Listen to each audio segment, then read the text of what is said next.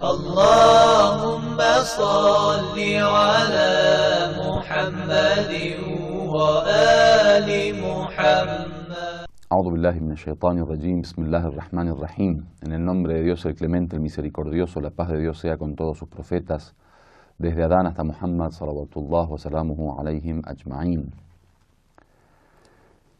En la última clase habíamos comenzado a hablar de la sura o el capítulo An-Nasr, que tradujimos como la victoria. Dijimos que en el Corán aparece, hay veces en algunas traducciones, como el auxilio, pero habíamos comentado que era un error. El Nasr, generalmente el árabe lo entiende como la victoria.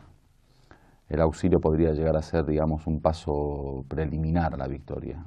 El auxilio es lo que supuestamente se le da al grupo que está luchando o pide el grupo que lucha antes de la victoria. Una vez que se logra el objetivo y el grupo o el ejército o quien sea, digamos, que está luchando, gana la batalla o gana, digamos, cumpliendo con su objetivo, entonces se le llama Nasr, que tendría que ser la traducción victoria.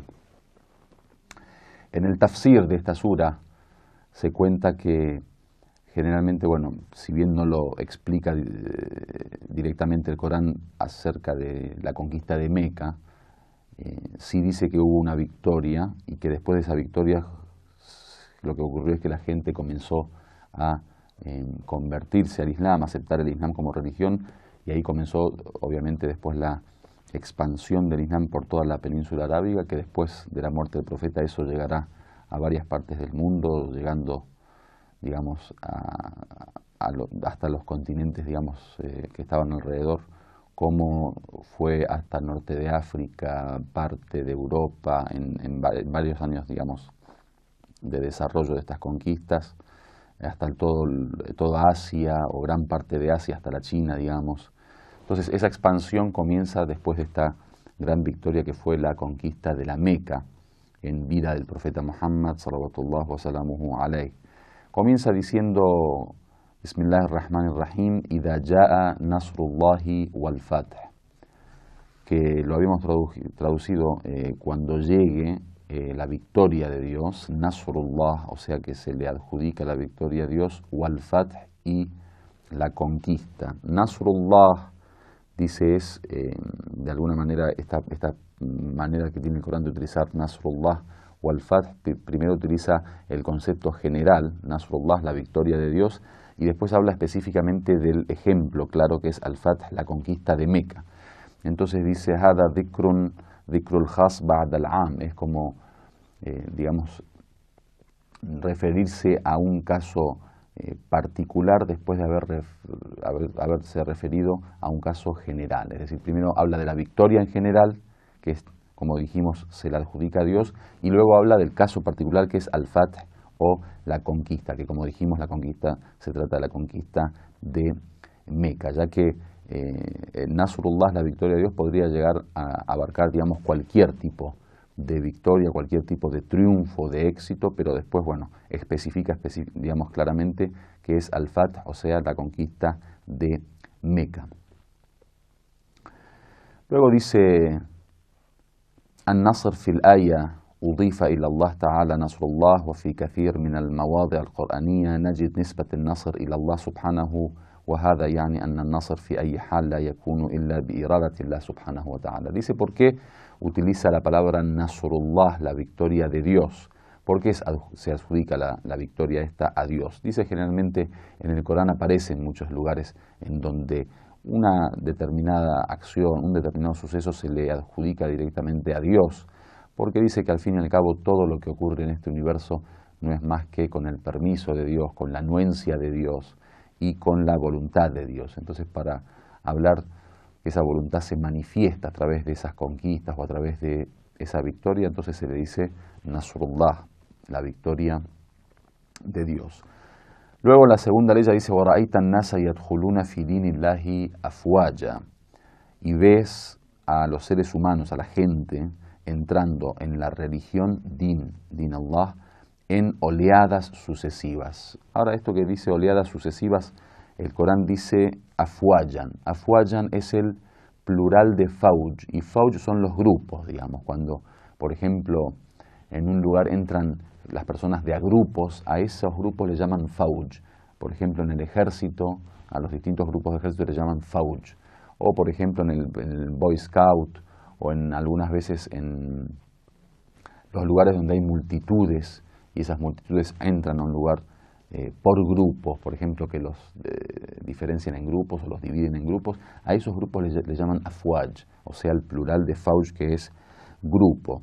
Y obviamente cuando dice verás a la gente que es digamos un concepto general, específicamente se trata de los árabes, ya que esta sura o estas aleyas descendieron básicamente cuando los árabes comenzaron a convertirse al Islam o a aceptar el Islam como religión en la época del profeta. Entonces, esto que dice Wara'aitan nas, cuando veas a las personas o a la gente, a los seres humanos, entrar en la religión de Dios, se refiere específicamente a los árabes. Y cuando dice Dinillah, la religión de Dios, se refiere también al Islam.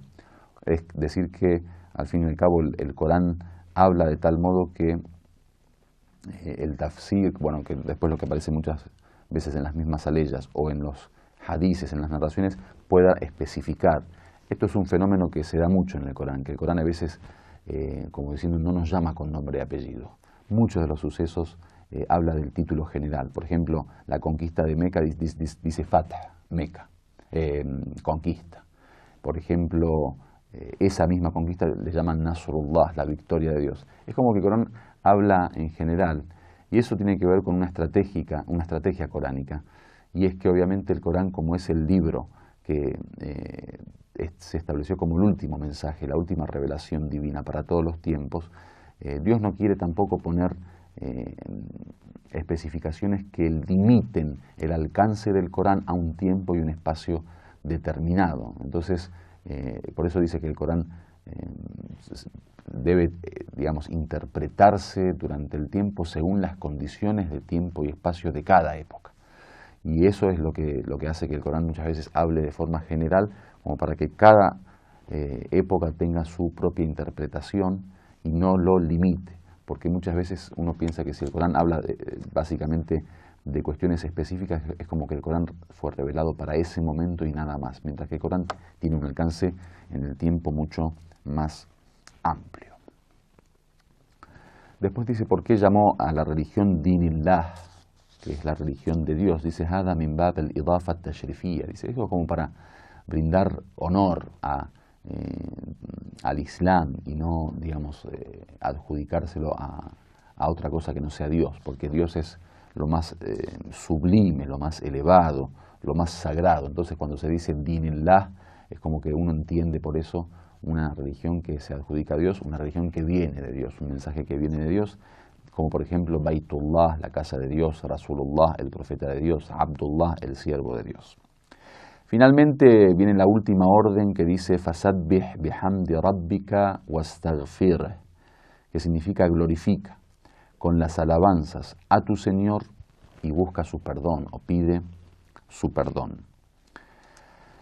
Dice esta orden, porque viene digamos como imperativo, Fasabbih, ordena al profeta a glorificarlo con la alabanza de Dios, bihamdi rabbika, de su Señor, wastaghfir, que también es otra orden, viene imperativa, pide perdón a Dios, innahu kana tawwaba, en verdad Él acepta al que se arrepiente. Dice, esto tiene que ver con que después del triunfo o de la victoria o después de la conquista, generalmente el ser humano podría llegar a acosarle un estado de orgullo, un estado de engrandecimiento, un estado de autoconformidad. Entonces dice, bueno, ahí viene la enseñanza moral, que detrás de toda conquista está el poder de Dios. Entonces uno lo único que tiene que hacer es decir, bueno, subhanallah, glorificado sea Dios, alhamdulillah, o sea, con la alabanza de Dios, alabando a Dios, y finalmente astaghfirullah, pidiendo perdón a Dios. Subhanallah significa que Dios